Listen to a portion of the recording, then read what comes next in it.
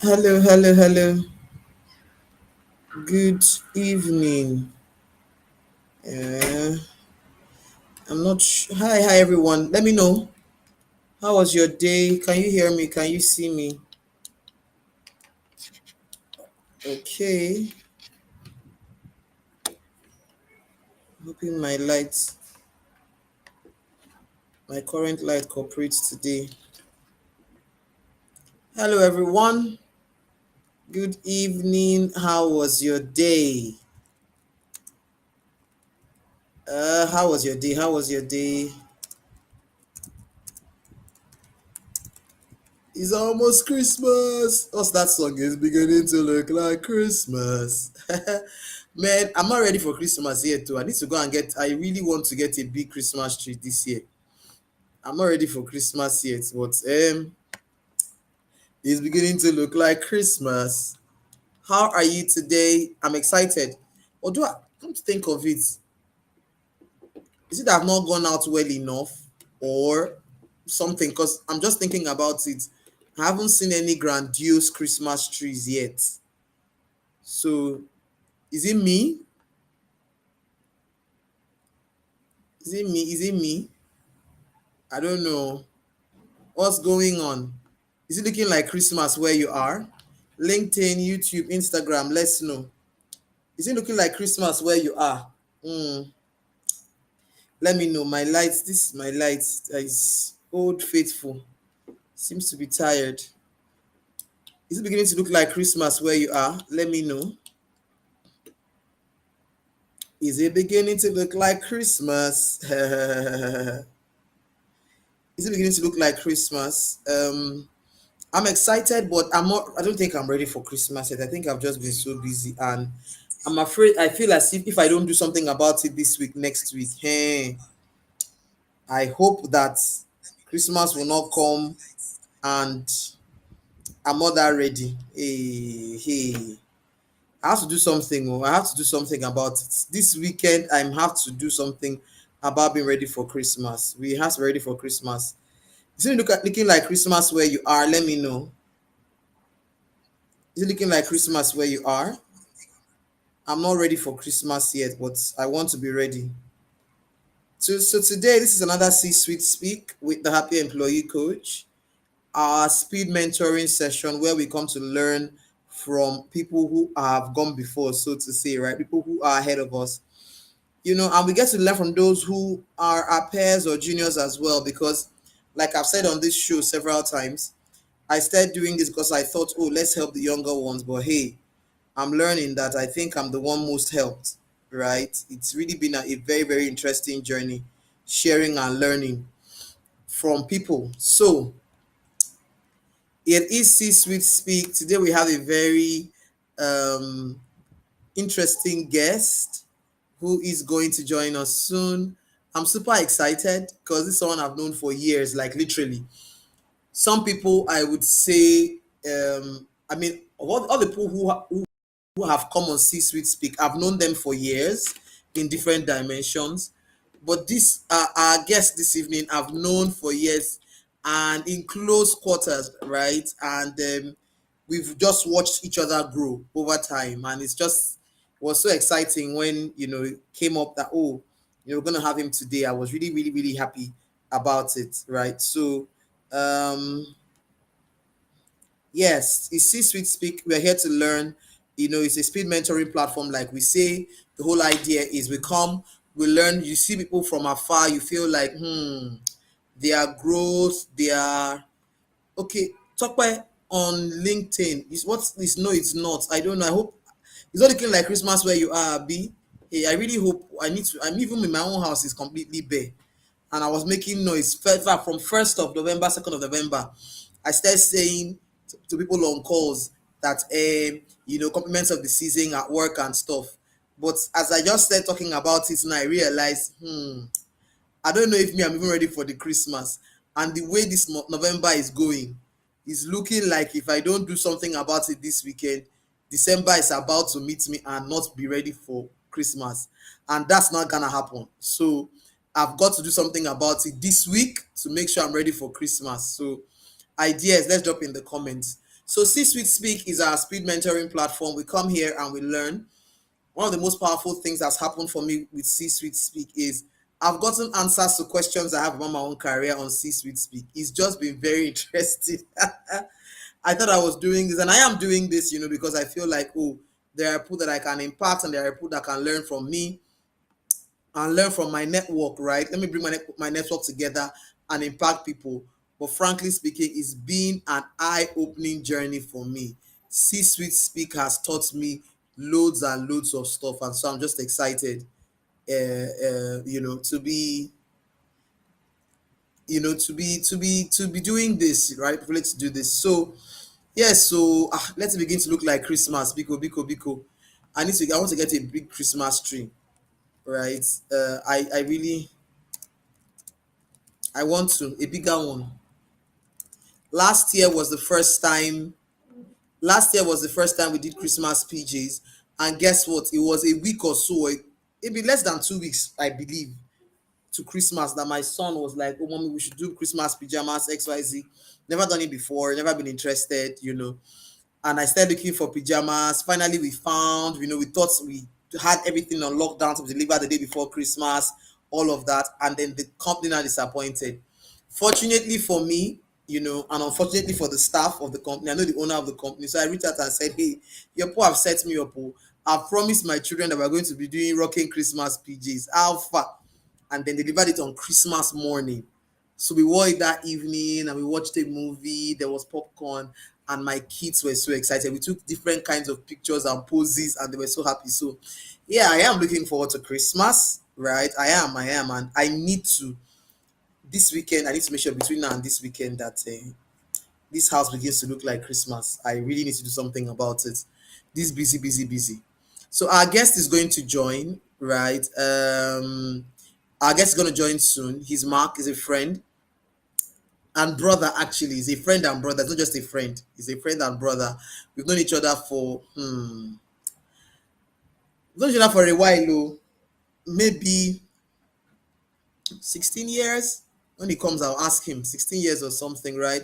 Worked together for years, go to the same church. And it's been an interesting journey. And so when his name came up, I was just like, yeah, this would be a good guest for us to learn from, right? When you see someone who's worked for years in different environments with different kinds of people and has thrived, right? And remained faithful to his own identity, remained engaged in things that are important to him.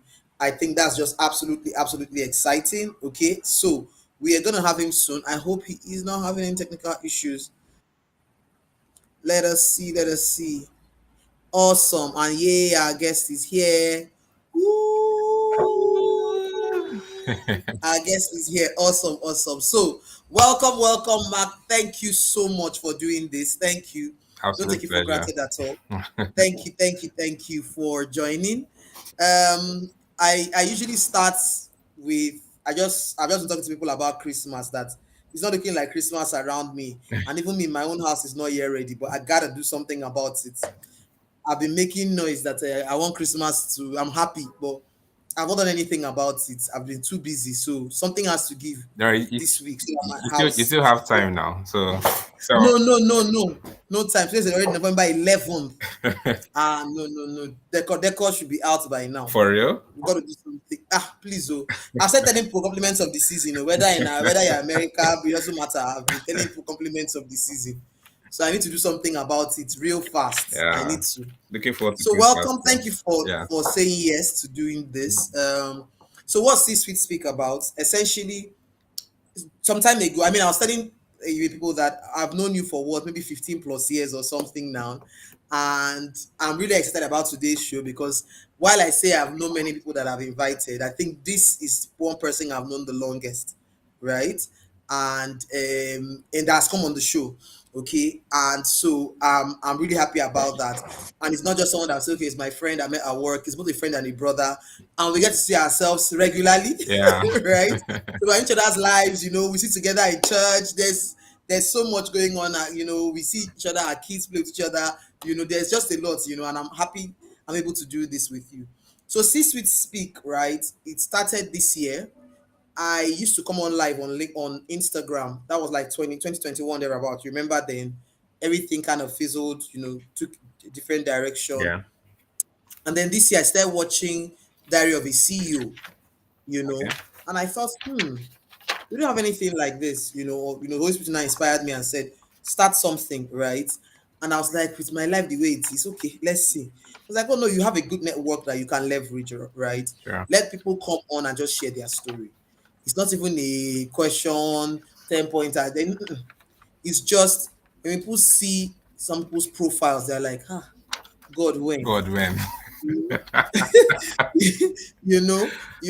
like, will I ever get there? How did this person get there? So it's just showing, where did I come from? Yeah. What choices have I made? How have I grown? What have I done? What would I be telling my younger self, right? About my career prospects, about my growth, what decisions have I made that have served me?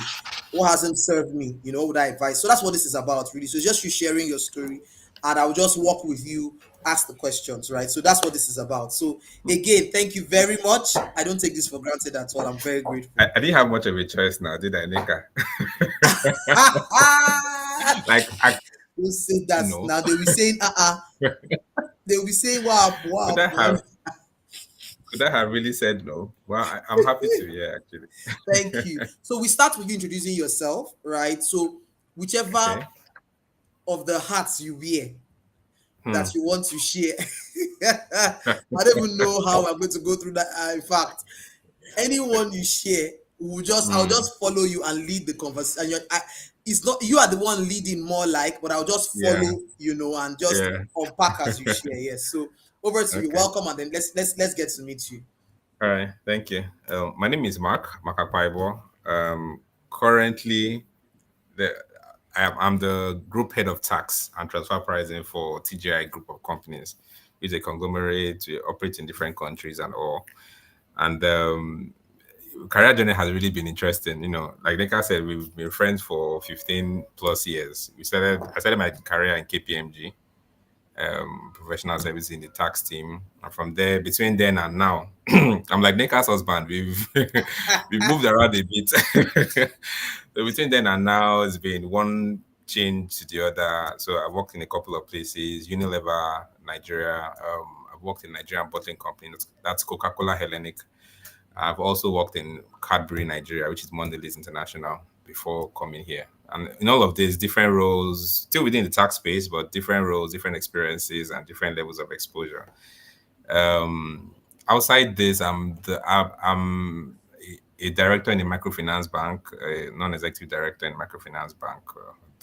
I actually play an active role there. Really, I'm surprised at how much time I actually played there. I actually have to give, for the. But yeah, I think that's on the corporate basis. Then on the side, I know occasionally I do I do provide tax advice to people, tax and finance advice, and I help people review their financials, make financial decisions, and the like. So just the whole tax finance space, basically. I'll cap it at that. Then maybe we can dabble into other things later. But for now, Okay. So guys, yeah. that's just the corporate side, though, as in, and that's just the corporate side. Like he said, we are going to touch on the non-corporate or non 9 to 5 side of things, right? And how he's making all of these things happen. But let me ask, why tax? How did you come into tax? Something you wanted to do? Why? How? Why? I had no idea that tax was a career when I stumbled into it, to be honest. So after university, I studied economics at Covenant University. I wanted to be a quant, put analyze the financial market and all. So I had served in Zenith Bank. I didn't even mention Zenith Bank. I actually worked in Zenith Bank for less than a year, so it doesn't. I would say it counts. I served in Zenith Bank and I was retained. So I already seen and in my head, I'm like, okay, banking, this what I want to do would still be applicable in the bank anyway. So I already see myself having a long, blessed career in the bank and all. And then KPMG came along, you know, I just saw an opening, so and I put in my CV and I can't somehow they got the interview, they called me for the interview. And at that point I was now in deciding, okay, do I want to stay in the bank and do I want to move to consult? Because then I mean I had this my sister actually worked in Otto Anderson from I know KPMG used to be Otto Anderson Yeah. way back. So I kind of knew Otto Anderson, but she's way older than me, so I didn't really have I didn't really know what she was doing there at the time, you know. So when the opportunity came, I did a test, and coincidentally, I think Zenith Bank then started introducing some policies, you know, and I'm like, this one they're making my stay less enjoyable, you know. They had introduced another layer in the car in the ladder, so it was kind of like a disincentive. But in hindsight, I feel like it's a God's way of just saying, "Guy, get out of here," you know, just move. Move. This I know some people do flourish in the bank, you know, but it wasn't going to be me, or I had a different path. So I went and I did the test, and I got a letter, and you're in the tax, and okay. So I was hoping that I would still continue my quant, you know, I can be doing KPMG tax and still write CFA, because I'd registered for CFA level one. I'd paid that plenty expensive money. I'll send my books. And 'cause my dad's a chartered accountant, and for him, he was like, go and do ICANN, do ECC, all this quant. But he's the one that still paid for the exam.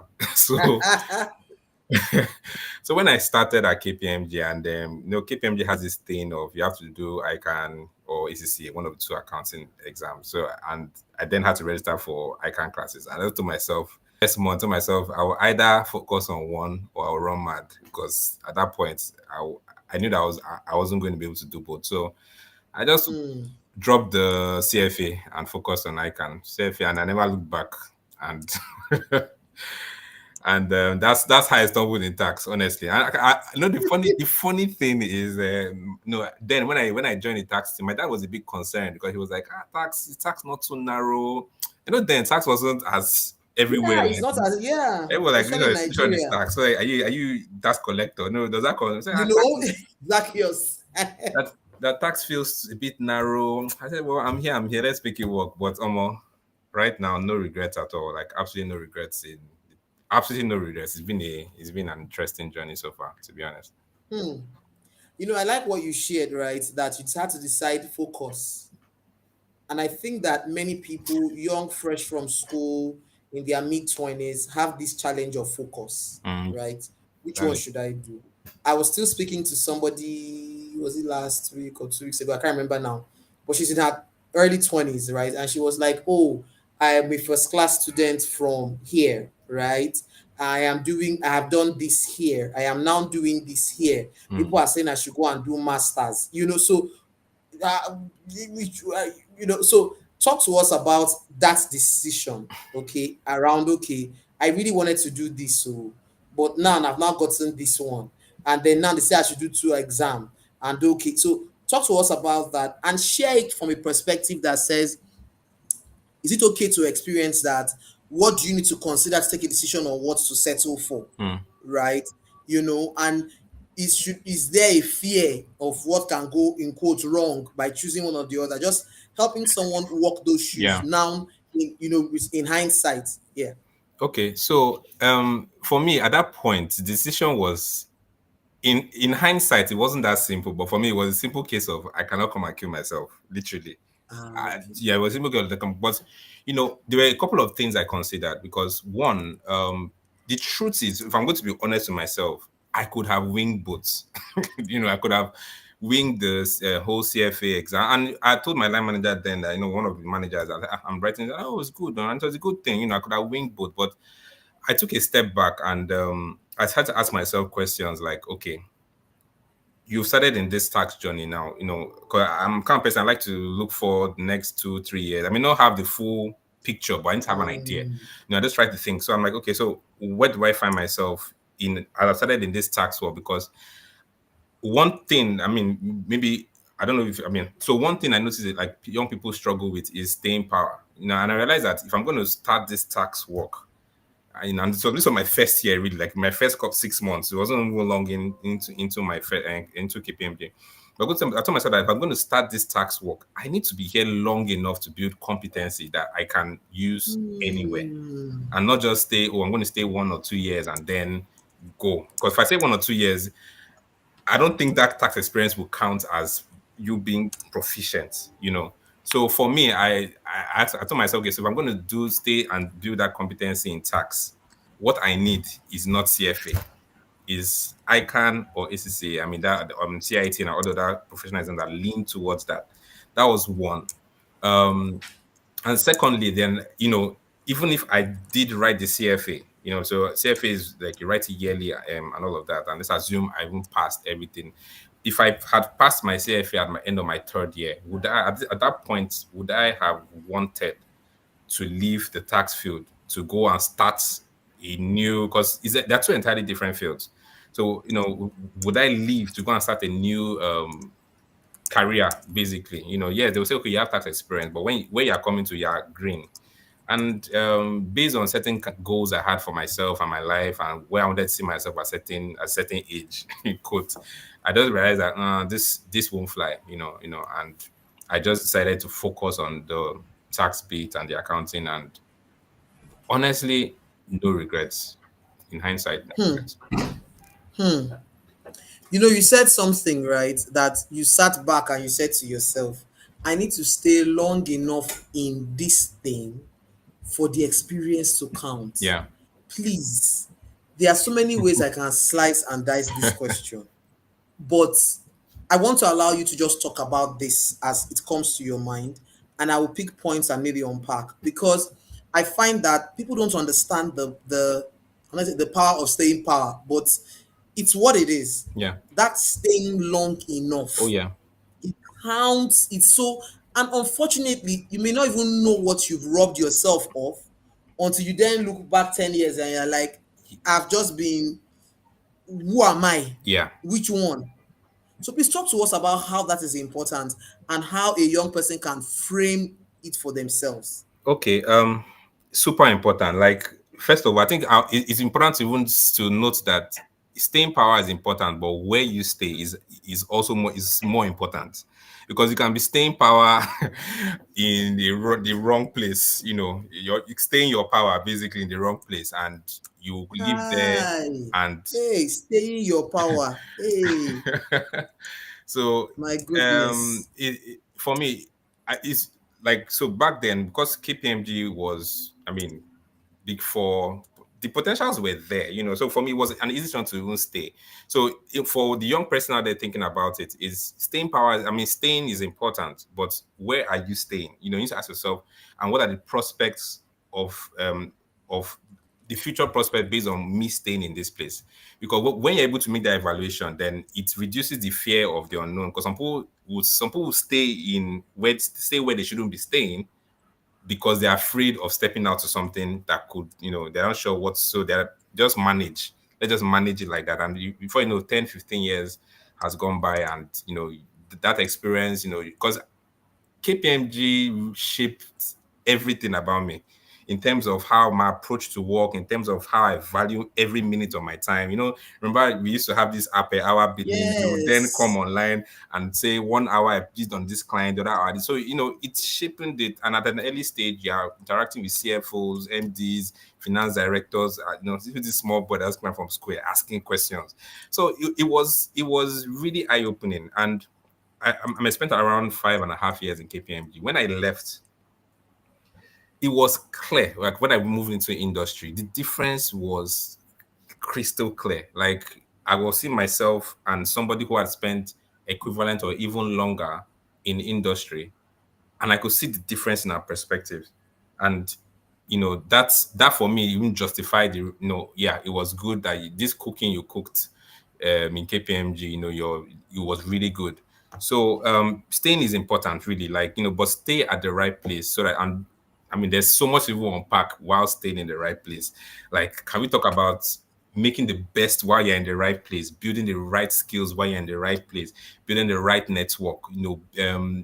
Don't operate in a silo. Get people. There's just so much, really, because there's this thing. We are going there. Mark, we are going there. there's this Let's thing. just go. There's this thing people say that let's how they put it now.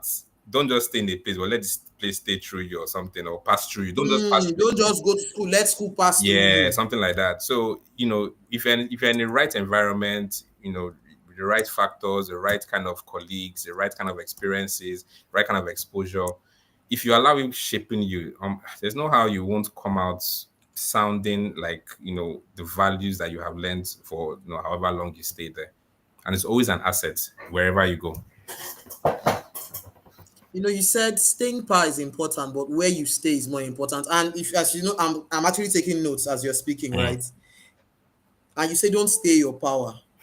Let's rewind to that statement. Let's rewind. Let's rewind. Okay. You said don't stay your power. Can you describe what that means? It Right. So it doesn't look like, oh, it's just sound Yeah. bites. Right. Don't stay your power. Unpack that a bit. Don't stay your power. Basically, I mean, everybody has potential. Everybody, nobody's a blank slate, And even if we are blank, you Mm, can always fill it up. But to be honest, like I've walked around a bit and I've seen different types of people and employees and all of that. I've seen people who stay maybe because they're afraid of coming out, but they're not growing. So their potential is not coming out. So, by your power, I mean, like the things that can come out of you, the kind of knowledge that you can share, the kind of competency that you can rise to. But you're just because you're in the wrong place, you're in the wrong environment, but you're also afraid of leaving. You just stay, and that staying your power equates limiting yourself, equates limiting your potential, equates limiting the say the sky is your starting point. You have not even gotten to the sky yet. You're just still looking up to the sky, admiring or envying people who are, and wondering, oh, why is this person getting promoted over me? But you're just in the wrong. Sometimes it's not that deep. You're just in the wrong environment. Sometimes you're just a square peg in a round hole. And mm. until you move to a place that you can truly flourish, you can truly grow, you can truly develop yourself in the in the right with the right skills, the right people around you, you just end up being there. So you just end up limiting yourself, limiting your capabilities and your potential. You said everybody has potential. And you said if we are not growing, then we are staying our power. So we've got to ask ourselves, Yeah. really, am I growing? And this is such a beautiful question to ask because this is November, right? And I think I've gotten a bit sober. Look, I've gotten me, it's November, and I'm like, everybody listening needs to just look back on your year and say, am I growing? Have I grown? Hmm. What new thing about me has come out? Yeah. Because I feel like many of us don't understand that that's what life is meant to be. We are meant to be uncovering new sides of us, new expressions of us. That's what life is meant to be. But that fear, that fear of, oh, if I go, what is What? out there, what Yeah. will happen, Fear of what, the that unknown. fear. You've moved a bit. Talk to us about, do you not have any fear of going? What made you move? Talk to us about some of the things that made you move. Were you not afraid? Did any of your moves start out as, hey, I for not go, Mm. and then just you don't have to mention the particular ones, Yeah. and just talk to us about that inhibition, right? To go or not go, and then to go and initially you're wondering, talk to us about that. Okay. All the places I've moved around to. Uh, I won't say I won't say I was afraid to move because I knew what I had. I Mm, knew what I could deliver. I know that fear of the unknown sometimes is, when you're in a place and you are just able to meet up with demand. They give you this, you're able to deliver mm, this. You're okay. They expect this. You're meeting expectations. You may not be surpassing the expectation, but you're meeting it. mm, Um, for me, I mean, like, in fact, when I was thinking about this session, one of the things that came heavily in my mind is, there's a need to always to build that competency in what you do, because when you have that confidence, you're competent, you know your stuff. You don't let anybody tell you your onions. It helps. It gives you the confidence to want to move. I mean, if an opportunity comes around, you know that, oh, I got this, I can do this. It's not a biggie. Yeah, even if it's a biggie, I will learn. I will, whatever. So for me, I think all my moves were vertical in nature. I think except one of the places I worked, but all the moves were actually vertical because I mean, from KPMG to where I moved to, it was I had done my time in KPMG. I wanted to move to the industry, which I transitioned to, and then from there it was I needed to an upgrade, from manager to senior manager, from covering Nigeria to covering West Africa, stuff like that. Um, Was I a bit worried or afraid about those moves? Not really. And like I said earlier, it's just because I knew what I was capable of doing. Sometimes you don't need to test the waters outside of where you are. It's just like in the Bible where Jesus told Peter to come out and enter the water. Sometimes you can actually just put your feet out and be touching the water and just okay, it's wet, okay, it's cold, it's warm, and you do that by networking. You do that by knowing people who operate in those waters. So before I made those moves, I'd asked a lot of questions. I had people who had worked in the industry. In fact, because by nature of the work we're doing in consulting, I was literally working in the industry, but as a Mm-hmm. consultant. So I already Mm-hmm. had an idea of what to expect. So if I want to coin this as a point, is do your research. Don't just, yes, it's okay to jump, it's okay to move, but know, or you may not know 100%, but have an idea of what you're stepping into and getting yourself involved in. Because once you have an idea, you may not, maybe if even it's 50%, 60%, it gives you that boldness that, you know what, I mean, and as you say, worst case scenario, I will move again. Worst case scenario, like it's not my father's business. That's what people say, at the end of the day, if you have that level of comfort in where you're going, the industry, the company, you have people that ask questions, it reduces all the fears and the worries of the unknown, and it helps you make an objective decision in moving, which is very key. Not be emotional about those kind of decisions. This one you just ended with now, not to be emotional about the decision. I will come back there, right? But let me go back up Okay. something you said about the power and the need to build competence to fuel your confidence, right? Building competence to fuel your confidence. How do I build competence in my current job? Especially if it is either a boss I don't like or I feel doesn't like me, or a job that I just took because the job has come now. What do we do? Should I be building competence in that kind of job, right? Or a job that I feel like it's not really using my skill set well, my area of expertise well. How do I build competence in those generally and in those kind of situations? Okay. Because I think that many people, feel like, he's saying competence. Well, my boss is frustrating me. Can I still build competence? This is not using my area of strength. Yeah. Can I still build competence? Talk to us So because I feel like you've been through those kind of situations. So yeah, so I'll address this from the two angles, from the boss, and by boss, I'll use the boss to represent the people, and then I'll address from the competence perspective. Now, if I mean, I believe you've had people, you looked at CVs, Neka. When you open someone's yeah. CV and you see, oh, this person worked in company XYZ, I don't think you'd barely ever see this person worked with John Akpan or worked with Mr. Xavier. Who you work with doesn't appear on your CV. What appears on your CV is your experience, is what you have gotten from the places you have worked. Ha. So, like, I get, it's funny. So let me like one of the places I worked in, right? As soon as I resumed my first day, literally, someone walked up to me like, you're the new tax manager. Like, yeah. I said, you're working with so and so person. I said, yeah. I said, yeah. I'm like, hey, yeah, like I was like, that person, this difficult, this is tough person. In fact, the previous task man, I just for them, I looked at this person like, okay, one, I don't appreciate the answer, they said advice, but okay, thank you. Back in early in my career, I made a decision that there was nobody I was not going to be able to work with. It was a decision. It wasn't an emotional. It wasn't a New Year resolution. It was. I told myself I would be able to, because yeah, people can be difficult. Let's face facts. People can actually be difficult. You can have difficult bosses. You can have complicated people. For me, it's one. Why am I here? I'm here to do my job. And part of your job is to, and I also need to get people watching to understand is that part of your job is to grow on the job, because you you you Wow. if you expect to be promoted, you can't expect to be promoted based on your level. Is a case that Hey. you are ready to step up.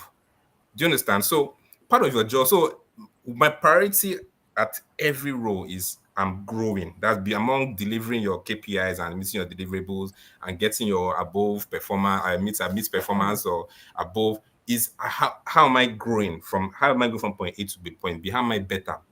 Now the who is in the team is secondary as far as I'm concerned. Hi. So I can have a difficult person who is stressing me out. All I know is I'm gathering my experience and building my CV. When I'm leaving here, this difficulty I faced working with this person is not going to appear as a star. He successfully worked with a demon, a demon Difficult hell. manager. It's not going to appear in your CV. What's there is, oh, he did this, he saved the company this, that's what's there. So focus on that growth. Now, because I've worked with people literally the most of my life, like in both in office and unofficial and out of office. I understand that people are different. People are just wired differently. People more often than not, we are not patient enough to understand people. So back to this story of where I resumed, and they said, "Oh, this person is difficult, tough." I was looking like, okay, and to be honest, in a few short months, they started calling me a boyfriend. Not like boyfriend, but you understand, like we had such a good Yeah, yeah, like relationship. you're so good. You're Yeah, working well like together. we had, and basically, what did she need? She just needed competence around her. That's it. She just didn't have energy for to be correcting and micromanaging. So, oh, and once she saw that, and I stepped up to it, and I didn't get carried away. And that's another mistake people make. You start to create your experiences based off other people's experiences. Create your own fresh. Like start so like really and I thrived in that organization. To be honest, when I left, it wasn't an easy thing for me to leave because I thrived because and it was with the same difficult person or this so-called difficult boss. There's a way to work around everybody. And in the worst case scenario where you cannot even work around the difficult person, like I said earlier, your focus is to grow. So deal with it. I mean, we're all adults, I know there's a lot of mental health that's going around now, but you can deal with it, and bide your time, build that experience that you need to take it to the next level. So that truly when you're sitting in front of a panel for the next level, when you're speaking, you are confident. You say, oh, I've done this, I've been able to do that, I can do this, and I'm sure I can deliver. And that's what interviewers look out for. Everybody has knowledge, but there's that way you speak confidently. There's a competence you speak with, and based on the things you have been able to accomplish in your role, that it just makes you stand out from other Hmm. interviewees. So I think, yeah. So that's the people. Now, for the area of competence, you are not wood. You are not the. I don't know. You're not iron. You can learn. That's the truth. So if you are in a role that is not an area of competence, why are you in the role in the first place? So maybe it's a case of condition make crayfish bend. Like back to my story, I wanted to be a quant. I wanted to analyze financial information, and I found myself in doing tax. So that wasn't my area. I'm an economist by training, so that's not my area of competence. But guess what? In the back, there was a medical doctor there. Is that his area of Mhm. competence? No, but he was working in the bank. Do you understand? And he has practiced medicine. Not like he came from medical school. He had practiced medicine and decided, you know what? I'm tired of medicine. And I don't know. I don't know how he switched to bank, but he was quite senior also. So point is, area of competence can change. You can be flexible. And besides, who says adding learning another thing or getting another area of competence is a bad thing? So you can also, get another area of competence and expand your capability, expand your skill. In so I mean, I I I trained as a tax person because in back in the firm, basically was tax work. I wasn't doing accounting. But along the way, because of my exposure to finance teams, and yes, I'm chartered accountant, so there's the theoretical knowledge. But in terms of my exposure, I've had to consult for CFOs as a tax person, and this is like in the organization. So it's, oh, how do we pose this? I'm like, this how you pose it makes I cannot I won't say, oh no, that's not my area of competency. My area of competency is tax. My area of competency is anywhere I see an area I can grow in that will add value to me in the future. And that's how I've been able to build beyond my own reading and all of that, but build hands-on experience in accounting when I was practicing as a tax person. So Hmm. there are no limits. The only limits is we have is ourselves. There are no. The very first thing you said in answering this question, or one of the first things you said, is that what we see on our CV is not who you worked with and how difficult the person was. Hmm. What is on your CV is on your experience. That one is a billboard alone. And I don't even mean that lightly. Because it just clicked in my head, like the young people say, clock it. Like, you are putting so much energy and conversation and quarrel and debate on who you are working with, on how difficult they are, on this and that. And last, even if you stay there 1 year, 4 years, whatever it is, what you are going to document Exactly. is, what did you learn? What did you learn? What did you achieve? How did you grow? Then you now added that growing on the job is part of the job. No baton. Ladies and We can gentlemen, close for the night. and because it's so, I never, some things you think in the head, but this is just crafting it so clearly that Yeah. growing on the job is part of the job. Guys, I've gotten carried away. Usually I will pause somewhere and I will say, oh, repost on your stories. This, I'm enjoying myself. And I'm just going and enjoying myself. I usually will say repost on your status. So let's not forget, guys, repost on your page if this is making sense. Send it to your WhatsApp status, send it to your WhatsApp group. Let people join and learn. We are about building people who are happy and wealthy at work. And the way Mark is going this evening, we're not going to touch the wealthy part. It's like he will come back for that part, because the things he has said and the notes I've taken, I want to, I don't even know which one to leave. I want to be, let me go back up, back a bit, because you said, man, if you can come back, I'll come back.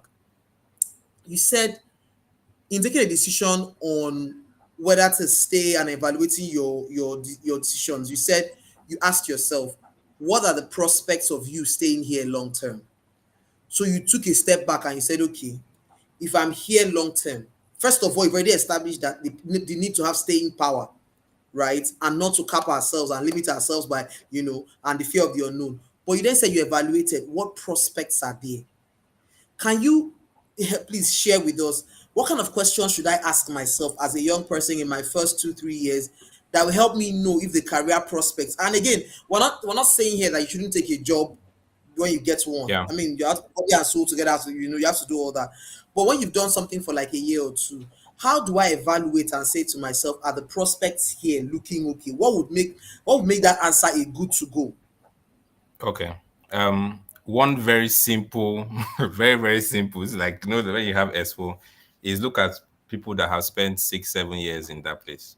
Look at people Hmm. that have spent the long number of years that you hope to spend. And you ask yourself, is this what I want to be doing in the next 5, 10 years? Very important question, because that's your relatable reference right there. You don't need to go far. You're in the organization, they're in the organization, you know. Um, then I would also say, in terms of prospecting, you'd um, beyond beyond your current place of work, because there's people get carried away by this is my office, but understand that you operate in an industry, right? Is So beyond your current office, what's happening? Because you also need to be vast. You also need to know what's happening in so for instance, like, let's look at a few years ago. It was clear that, customer care, as in quotes, was going to drop in terms of number of Mm. people that would be actually actively working in customer care, especially when the rumors of all the AI and all those things started coming up. So Mhm, if mhm, we mhm. trained, for instance, you are in a company, I mean, you are doing a customer care, and you're saying, oh, I want to build a career in customer care, something that clearly, it's, I call it a dying career field, but Mhm, mhm, I mhm, no disrespect to people there, but you understand what I mean. Like, it's something that mhm. companies are easily replacing in terms of the people doing those kind of things. So instead of sitting down in your small corner in office, in the small office area, in the small location in Lagos, in the small Lagos state, in small Nigeria, look outside. What industry am I currently playing in? these skills I'm building here, how relevant are they in this industry? Is this time to build, to move to another industry? Or can I, because I've seen people who started off in a company doing something, then they sought out other opportunities within that same company. But by other opportunities, I mean like maybe like, for instance, people from moving from treasury to core finance or core finance to treasury or sales to marketing or marketing. I've seen people move from marketing to HR, based on, so are people willing to take those opportunities? Because there are some skill sets that would be globally relevant, while there are some Hmm. skill sets that they are relevant though, but there's a limit to where how relevant or the sphere of influence of that skill set. So those are kind of things you ask yourself. And I'm a Christian, I pray, or I will pray for clarity, like God, though, what's the, in fact, as a question. But yeah, I actually with God, I just need clarity. I just need to know if this is the right step. And then once I have peace of mind about it, and among other factors, Hmm. So I'm going to repeat this. You know how they used to say it again for those at the back. Remember that part of your job is to grow on the job, grow on the job. and who is in the team is secondary. Many of us make it the primary thing, and we stay there complaining and talking and talking. Who is in the team is secondary, right? You must be very intentional about that. Okay. You talked about testing the waters, and for you, in your own instance, in your first job, you already had a job that exposed you to certain skill sets, exposed you to people, at different levels. But for someone who doesn't is not in that kind of job, maybe like other jobs that you've done as you have, left, consulting where you are working with different people. How do I test the waters? Where do I meet people? Question. Excuse me, how do I meet people? Where do I, how is that going to happen for me if I'm always in the, I was coaching someone who said, I'm always in the technical work, I'm always doing, and some people are out there sending emails and talking and talking, so where do I test those waters? Hmm. How, where? Okay, so I mean, the waters are on our phones right now. Then the the waters are everywhere. Before we would have gone to line up in the in front of the lake to fetch the water, but now the water is raining down. um don't isolate yourself. Yeah, I know you made a very valid point in basically your question, saying that there are places that, yeah, you have those exposures, but there are also other places that you don't have those exposures. So what do you do about it? Now, um I would say never restrict your circle to your work circle. And that's a mistake I've seen people make in my small few years of growing career, because you can't get all you need from just that circle. So what I would say is you also need to be, because, so for instance, I'm largely introverted. I know people don't believe me, but I largely like to. I'm not the kind of person that will come to a crowd and just hey. But if I have one regret in my career, is the fact that I didn't network more, both within the organization and outside the organization. Because there's some people that I'm like, where do you get this? Because one guy that I met I'm like, where was I when you were doing this meeting? So to that person who feels like where you are is not where you can grow, it's not where you're not getting those kind of experiences. On one hand, you need to make a conscious effort to network, attend events where you're having people of like mind. If it's your social circle, your church, be open to meet people. Secondly, there are a lot of skills you can actually learn online. Like, I think sometimes we underestimate the power of the internet these days. Like, there's so much you can learn just by logging into the internet. YouTube, Google, how do I prepare financial accounts? They will give you their videos. There's everything. How do I prepare proposal letter? Everything is there. So don't.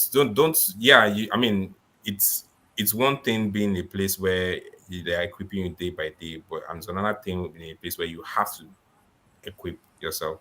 But remember, like we've been saying, part of your job is to grow on the job. So whatever environment you are in, and the truth is, even where we worked, first place we worked in, there are people who were there who didn't grow in even in that environment. So it's not automatic that you can be in water and you hold on like, I'm not drinking, I'm not going to drink the water. Well, you know, so it still boils down to you taking responsibility for your career, taking responsibility for your Hmm. growth, and I dare say taking responsibility for your future and the future you want to see. Taking responsibility for the future you want to see. Yeah.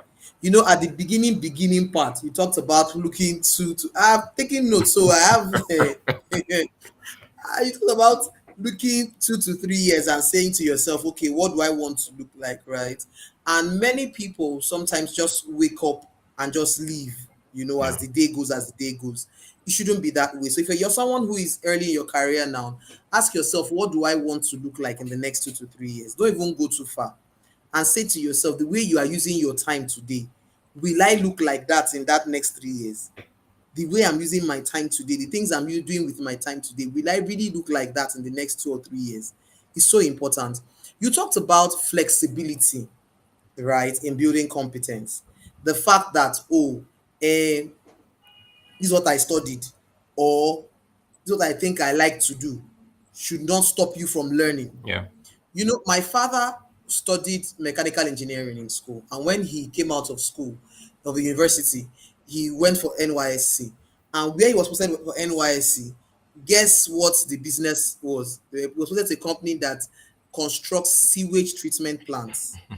Sewage, for those who don't know, sewage, just I don't want to say anything that I don't want to say. Now, so for large companies like all these towers, like where our office was, right? They don't have what you call sock away because of the amount of use. So they have these large, um, really large tanks where the sewage is treated such that it can be passed into the normal drainage without smell and all of that. And so he said to himself, this was someone that got admission before the war to go abroad. So is this what I've been reduced to? That kind of thing. But he sure did the work, served there and learned it. Do you know, Mark? That my father used to send all of us to school. Imagine. It's that business. I'm telling you. Sometimes he will do one deal, and that one deal will feed a family of six, school fees, clothes, everything for 2 years. Wow. One deal, yes. Hmm. So when you talked about being flexible to build competence, that just came to mind. Yeah. That some of us show up at work, and then what happens is because you are not applying yourself, or you choose not to apply yourself, then you are there just doing the bare minimum. When opportunities come for you to interview, you don't have anything to say. No. Nothing. So you just shooting yourself in the leg. Yeah. You are not growing, and you're just there. So every day, these people, that wala is too much. What kind of work is this one? So you're not growing, you're not building any competence. Then when you go for interview, then nobody's hiring me. What are they going to hire? Exactly. What's there to hire? What's there to hire? It's, There's nothing there to you let's hire. start blaming innocent people in the village that are chasing Thank you. you. Or you say those people there, don't mind them, they're just posting vacancy for posting sake. There is who knows who, and is a man no man. Do you understand? Yeah. And for me today, you've shared a lot of powerful things around this separating, just this thing, unemotional about growing yourself, unemotional about growing your experience, right? Networking more internally. So now that you look back and you feel like you could have networked more internally, talk to us about things people can do to network better internally. And before he answers, ladies and gentlemen, this is making sense to you. We're getting to the end. Let me not take too much of Mark's time. Mark is very busy. He didn't tell us about his non-corporate 9 to 5 life. Oh. If we start that one, and I think I want to talk about it just a little so people can have a sense that this person they listen to that said all these things with all this wisdom. We just talk about those ones briefly towards the end, right? So this is making sense to you. Please repost, send to your Instagram stories or those of us on Instagram, your WhatsApp groups, right? So talk to us about networking internally. What would you advise? What should we do to network internally? Why is it important? Okay. So I mean, it's important because we're not created to be alone in the first place. So, and you see, it's in the career space. As much as I keep hearing people say this thing that colleagues are not your friends. Colleagues cannot shouldn't be your friend. Just come, do your work, and get out. And I laugh because you are coming to the office by 8 o'clock or 7:30 or 8:30, and you're there till 5. or 6 or 7 every single day. And by the time you get home, is I mean, if you are an out and out person, you probably go out, hang out, and get home and all. But you spend literally 8, 9, 10 hours in an environment every day, week in, week out. Now, this doesn't remote workers are not. I'm talking about remote workers. Where you literally, how do you see? There's there's always a need to now, and this is not being, it's not like faking it or forcing friendships or forcing. And again, it's not it doesn't necessarily mean you need to be best friends or bosom buddies and all of that, but you need to have a good enough relationship with everybody or as many people as possible that, one, you're aware of opportunities. Two, you're aware of dangers, because there are dangers in the workplace also that, someone can, guy, avoid, see what's going on, or, don't, that kind of thing. Your ears are open to opportunities. Your ears are open to, office dangers, and beyond that. I mean, I've had, like, we've known each other for years, and we've had a good relationship. You end up, if you are open to those kind of things, you end up getting relationships that could last a lifetime. The very first Mm. job I got, like when I left consulting, I didn't apply for it. This may annoy some people, but I didn't apply for any of the jobs I worked in. There's none of them that actually sent in. All the jobs I sent the application for, I did get it. All my jobs came from referrals, either Mm. people I knew or headhunters, like talent Mm. recruiters. But the very first, Mhm. someone that had worked with in the same organization just called, hello, Mark. Do you want to move? Are you looking for a job? I said, how do you know? 'Cause I just got married then, bills, and then I felt like it was time. Like, okay, okay, send me your CV. It was somebody that I was working with. We had a couple of engagement. Now we could have had, and this person wasn't in tax. So, but we had a couple of cross-functional engagements. So I'm just asking myself, if I had sat down, the person was on the other side of the table, I was on the other side of the table, and I was just minding my business and saying, oh, let's focus on the work. We're not here to be friends. Would she have remembered me when that opportunity came? Because we had a good rapport, we worked hard together, we suffered together, they shouted on us together, we shouted on our team members together, everything, you understand? So, because she was also the senior for the engagement from the other another division, and we had a good relationship, and we still have a good relationship now, though we don't see her as often. But my point is that relationship opened the door. Now, and that came from being accessible, that office networking. And to be honest, like, it's, if I want to advise people, like, don't just forget people, don't forget the people that you have, worked with, you have grown with, you have, gone through, solve problems with, you have made mistakes with. I'm not saying carry everybody along, obviously not everybody that, but you have those few people that, this one is for keeps. So just put yourself out there, be original while you're at it. Don't try to come Mm. out with pretending, you want to hang out. Oh, like me, I won't necessarily hang out. Like, we're going to go and eat suya. I say, I beg, I will maintain the friendship. I will listen, but say that suya, why it is in my house? Like, let's, that was me before. Even now, 'cause really, I don't have that time as much as possible. But then again, occasionally, I do have to make out that time for these kind of hangouts once in a while. Someone say, let's just go and have lunch. Yeah, okay, I can say, or let's, or I'm having lunch in my office. Someone come and say, let's eat lunch. You're like, okay, how far? So how is work going? Oh, fine. Or how your boys, how your children? My children are fine. Your own children? My children are fine.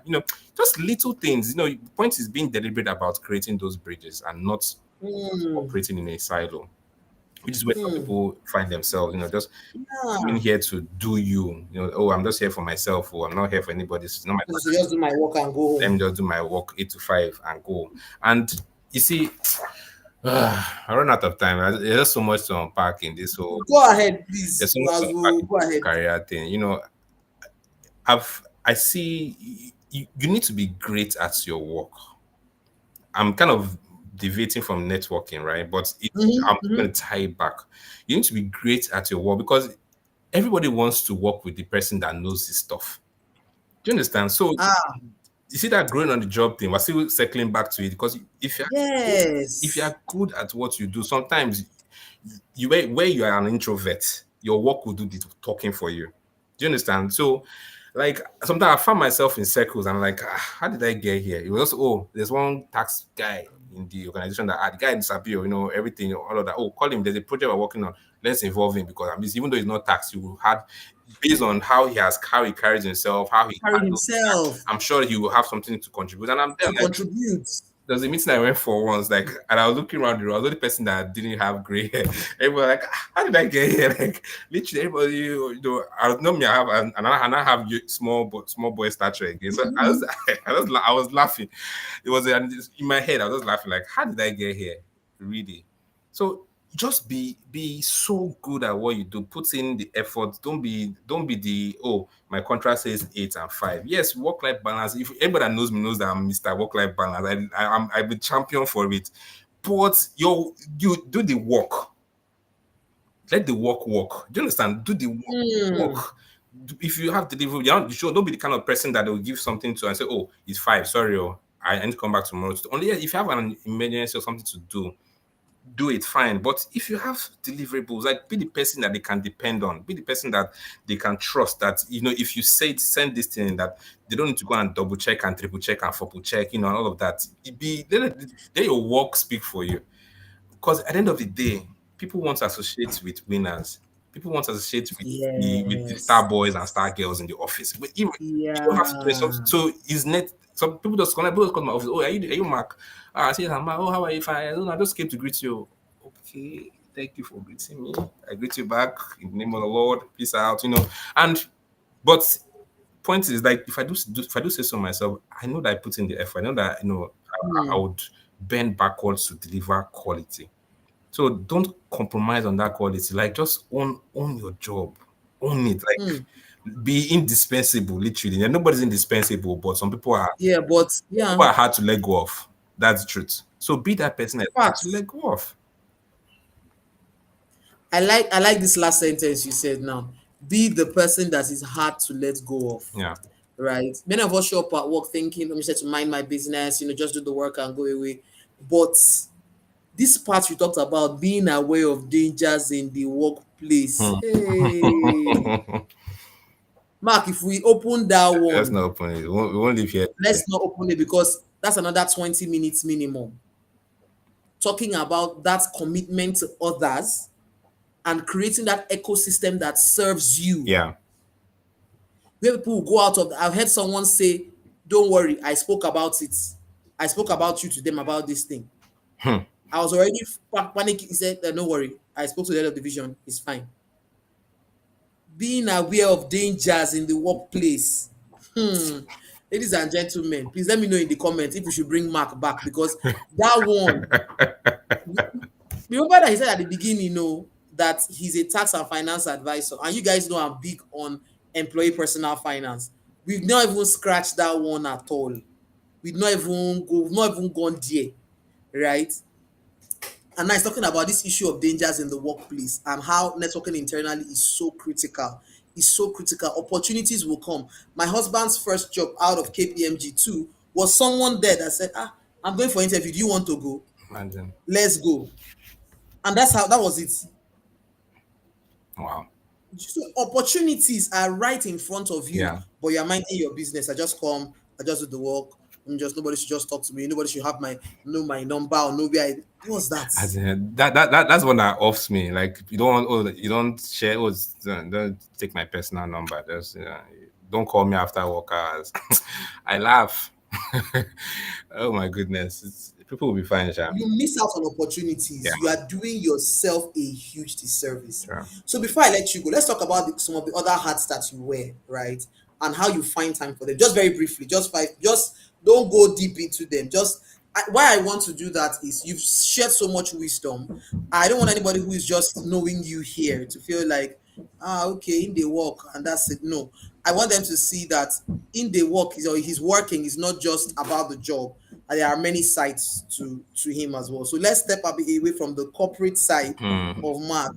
Talk about some of the other things that you do and how and why you do them very briefly, and we'll call it an evening. Okay. So I'm I'm a cocktail of so many things. So outside the work, 8 to 5, I am pastor. I pastor a young adult church in Lagos. I'm also a creative director. Um, Basically, music, performance, theater, all of that. What else? I'm also a counselor, marriage counselor, relationship counselor. I'm also a dance director. I think that falls under creative director. So I mean, what else do I do? Nick, am I missing out anything again? I think we can cap it there. I mean, among other things. But yeah, I mean, obviously, then I'm a father, I'm a husband. So, ladies and gentlemen, if we begin to unpack what this means, if we begin to unpack all these things that Mark has just called in 2 sentences like this, we will not live here. We will not. If we begin to unpack what this means, we will not live here. So let's not start. Let's not Let's just unpack leave. exactly. That's why I just Let's not unpack. left it like Let's leave it. that. But I really hope that everyone listening has found wisdom, right? Because I have been writing. I've written literally a full page, Mark, and I'm not even joking. And we didn't even talk about your role as an NED. We didn't talk about your role as a tax and finance advisor, right? And what that means. Okay, so there's just a lot to unpack in that. Thank you so much, right? Welcome. We are family. We've been family for years, Yeah. But it doesn't take away the fact that I don't take this for granted that you decide to give your time to this, to sharing. I've told people that I started doing this because I thought, let me give back, and help the younger ones. But honestly, I've been the first beneficiary, right? Because I have learned a lot. I have been able to look at the sentences, look at the things you shared today, sentences you used to craft, things that are just woozy and fuzzy in one's head, and you just give them language, and it just gets sticky for people. So thank you very much. I'm going to bring you back, because we have to talk about the finance part, dangers in the workplace. That one, All right. we are gonna I'm at your yeah, disposal. I'll be glad to. you are gonna come back. So the thank yous are going. Thank you very, very much. Yes, we're very grateful for your time. I don't take it for granted. Thank you so much, Mark. You're Thank you for giving your welcome. time to us. All right. So cheers, everyone. You can still repost. They say you should come back. Oh, everybody, they're saying you should come back. So you will come back. Please repost so that others can learn from this experience, and we can generally just create this community of people who are truly happy at work and who understand what it means to craft their work experience. All right. Thank you very much. Have a good evening. Bye. Bye.